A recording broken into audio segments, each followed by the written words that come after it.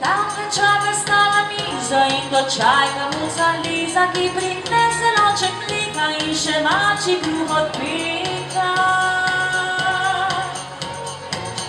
Ovedači poglobi se muril mače časopisov, vse prebere brez razlike, tudi vejice in pike.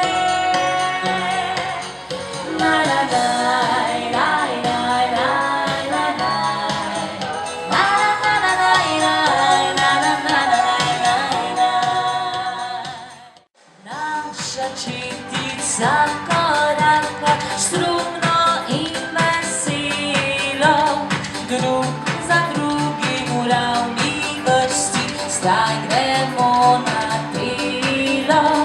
Drug za drugim v ravni vrsti, zdaj gremo na delo. 7, 6, 5, 4, 3, 2,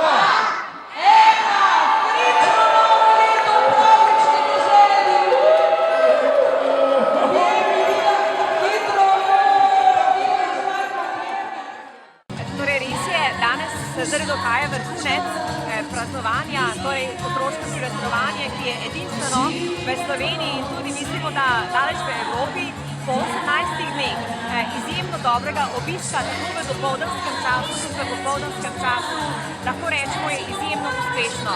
Namreč vsako dopoldne so prihajale organizirane skupine, prav tako pa je letos tudi so Slovenske železnice naredile izjemno poslanstvo, da so tudi od drugod iz Slovenije pripeljale polne vlake otrok in pa seveda družin, kar je edinstveno in za kar smo v Celju izjemno ponosni in tudi veseli.